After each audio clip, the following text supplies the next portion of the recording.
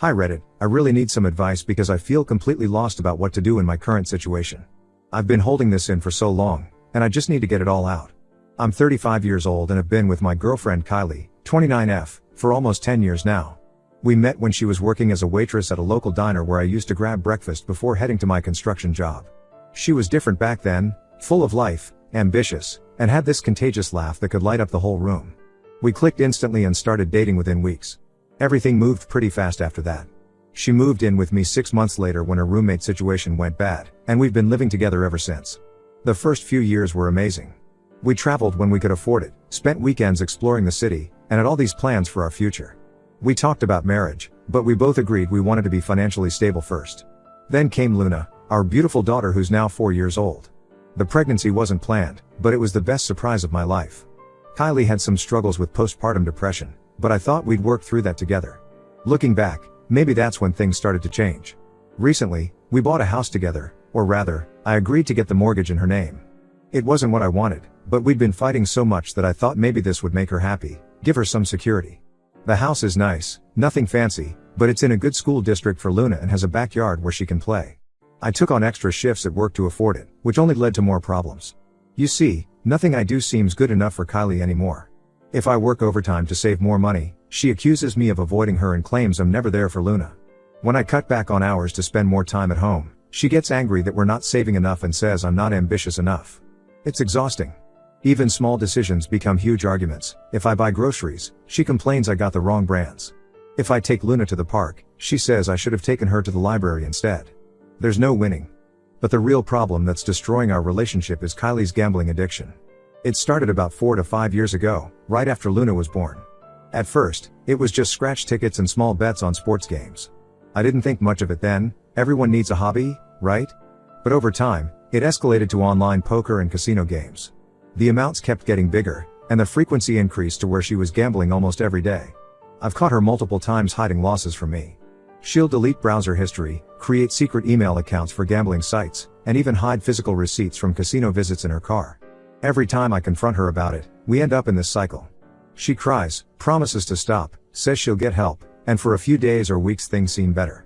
Then I'll discover more money missing from our joint account or find new credit card charges from gambling sites. Last month was the final straw.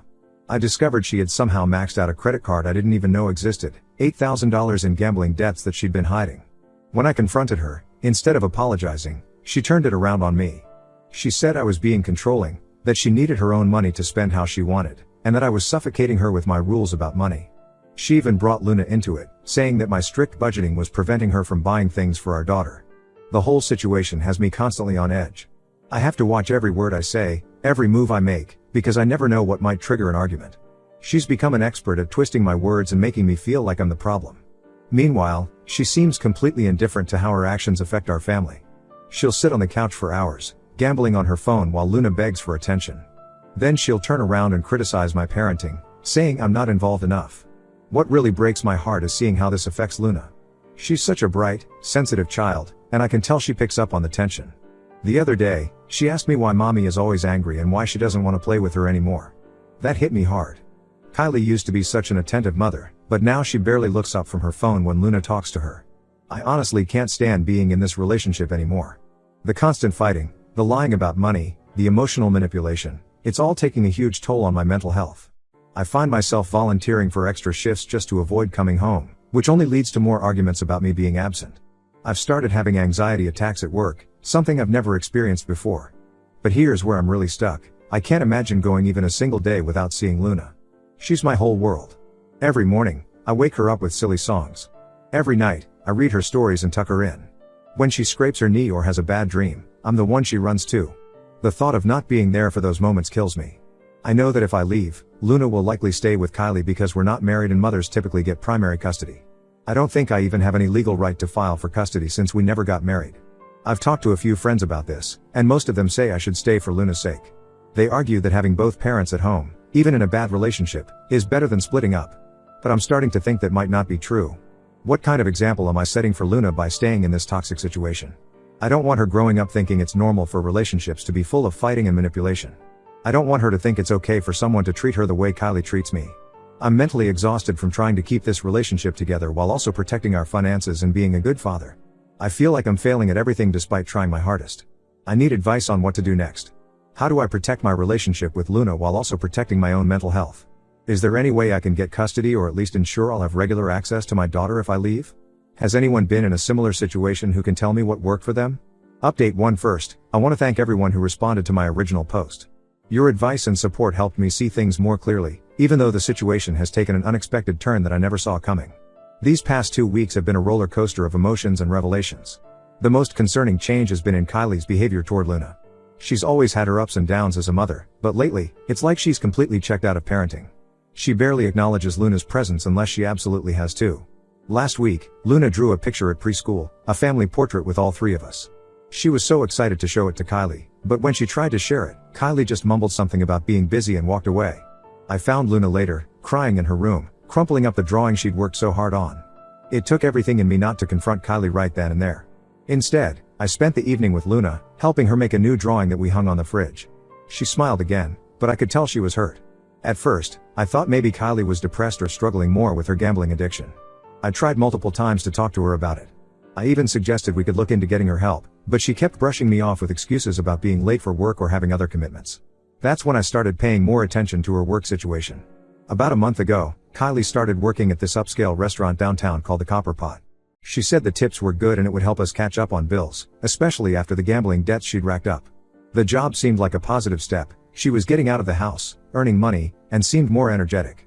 But then things started getting weird. Her schedule was all over the place. She'd tell me she was working the lunch shift but wouldn't come home until after midnight. When I'd ask about it, she'd claim they were short-staffed or she had to help with inventory. Other times, she'd say she picked up an extra shift, but when I called the restaurant once to check on her, they said she'd left hours ago. We hired Darcy, 24F, to watch Luna during the times when both Kylie and I were working. Darcy is the younger sister of Kylie's best friend Sarah, and she's been absolutely wonderful with Luna. She's studying early childhood education and really engages with Luna, doing art projects, reading stories, and even helping her learn basic numbers and letters. Luna adores her, which has been a blessing given how distant Kylie has become. Yesterday, Darcy came to me after Kylie had left for what was supposed to be a morning shift. She looked nervous and kept fidgeting with her phone. Finally, she showed me some text messages she'd accidentally seen on Kylie's phone when it was left unlocked on the counter. The messages were between Kylie and someone named Daniel, who apparently works as a bartender at the Copper Pot. The texts revealed that Kylie hadn't been picking up extra shifts at all. She'd been meeting Daniel during her supposed work hours. Darcy also mentioned overhearing multiple phone conversations between them while she was watching Luna. She said the way they talked seemed very intimate, and she'd heard Kylie laughing in a way I haven't heard in years. What really got to me was that Darcy had seen them together a few times when Kylie was supposed to be at work. She'd taken Luna to the park near the restaurant one afternoon, and spotted Kylie and Daniel having lunch at a cafe across the street. Another time, she saw them walking together at the mall when Kylie had claimed to be covering someone's evening shift. I waited until Luna was asleep that night before confronting Kylie. Her reaction was not what I expected at all. Instead of addressing the Daniel situation or even trying to deny it, she turned the whole thing around on me. She accused me of having an affair with Darcy, claiming that was the real reason I insisted on hiring her as our babysitter. She went on this wild rant about how she'd seen the way Darcy and I interact, how I'm always praising Darcy's way with Luna, and how suspicious it is that I always handle paying Darcy myself. The truth is, I handle the payments because Kylie has a history of gambling away money meant for bills and other expenses. But according to her, this was proof of my supposed relationship with Darcy. The accusation was so absurd it actually made me laugh, which only made Kylie angrier. She started bringing up random incidents as evidence, like the time I helped Darcy jumpstart her car, or how I once bought her lunch as a thank you for staying late with Luna when I got stuck in traffic. Normal, decent things that any employer would do for a reliable babysitter. That conversation was the final straw for me. Looking at Kylie as she threw these wild accusations at me, I realized I didn't even recognize the person she'd become. The house is in her name, so I told her she needs to take responsibility for the mortgage payments from now on. I also made it clear that while I'll always be there for Luna and continue supporting her financially, I can't live with someone who would make up lies about me to cover their own infidelity. The look of shock on her face when she realized I was serious about leaving was almost comical. It was like she never expected me to actually stand up for myself. She tried to backtrack, claiming she was just stressed and didn't mean what she said about Darcy, but I'd already made up my mind. I've started looking for apartments nearby. I want to stay close enough that I can still see Luna regularly and be involved in her daily life. It's not the ideal situation, but I can't keep living in this toxic environment.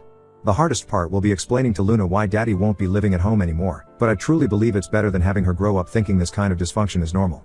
Update 2: I need to share what happened because I still can't fully process it. Just when I thought things couldn't get more complicated, everything changed dramatically in a single day. I was at my construction site, working on the second floor of a new building, when my phone started buzzing repeatedly.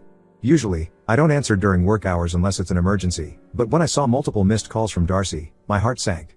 When I finally called back, Darcy was almost hysterical. Through her sobs, she managed to tell me that she'd arrived at our house for her regular babysitting shift at 9 a.m., only to find Luna alone. The front door was unlocked, no sign of Kylie anywhere, and Luna was just sitting on the couch in her pajamas watching cartoons. I've never left a job site so fast in my life. My supervisor took one look at my face and just nodded when I said it was a family emergency. The 15-minute drive home felt like hours. When I got there, Luna ran to me like nothing was wrong, telling me about the cartoon she was watching. She said mommy had told her to be good and watch TV until Darcy came. She didn't seem scared or upset. She had no idea that being left alone like that wasn't normal. The kitchen was a mess, with half-empty cereal boxes and milk left out on the counter. Upstairs, Kylie's closet was mostly empty, and her dresser drawers were pulled out with whatever remained scattered across the floor. On the kitchen counter, I found a note scrawled on the back of a gas station receipt. I can't do this anymore. I'm leaving with Daniel. Being a mother isn't what I thought it would be. Don't try to find me. I checked our joint bank account on my phone, completely emptied. She'd taken all $3,800 we had saved. Thankfully, I'd moved most of our savings to a separate account after the gambling incidents, but it still hurt to see she'd taken what little was left. My first call was to CPS. I knew I needed to report this properly to protect Luna and myself. The CPS worker, Mrs. Rodriguez, came to the house that afternoon. She was surprisingly understanding when I explained the whole situation, the gambling, the affair with Daniel, and now the abandonment. Being Luna's biological father and having proof of stable employment and active involvement in her life worked strongly in my favor. After conducting their necessary checks and interviews, including talking to Luna's preschool teachers and our neighbors, they granted me emergency custody. The house situation was a mess at first. Kylie had already missed 2 mortgage payments without telling me, and I was worried we'd lose the house. But surprisingly, this turned out to be a blessing in disguise. Given that Kylie had abandoned both the property and her child, our lawyer was able to work with the bank to transfer the house into a trust with Luna as the beneficiary. She'll inherit it when she turns 18, and until then, I can continue living there with her as her guardian. The bank even worked with us to modify the loan terms to make it more manageable on my single income. The most challenging part was trying to explain the situation to Luna in a way that wouldn't traumatize her. How do you tell a 4-year-old that her mother chose a man she barely knew over her own child? I tried to keep it age appropriate, saying that mommy needed to go away for a while to figure some things out, but that daddy would always be here no matter what. Luna was confused at first, asking if mommy was mad at her, which broke my heart. I made sure she knew none of this was her fault. To my surprise, Luna has adjusted remarkably well to our new routine. Kids really are resilient. She still occasionally asks about her mom, especially at bedtime or when she sees other kids with their mothers at the park, but these moments are becoming less frequent. We've established new routines. I rearranged my work schedule to be home for dinner every night, and we have special daddy-daughter time on weekends. Darcy has been an absolute godsend through all of this. She's not only continued to watch Luna when I'm at work but has also been helping Luna process everything in her own way. She's good at redirecting Luna when she gets sad about her mom, and she's helped maintain a sense of normalcy in Luna's life.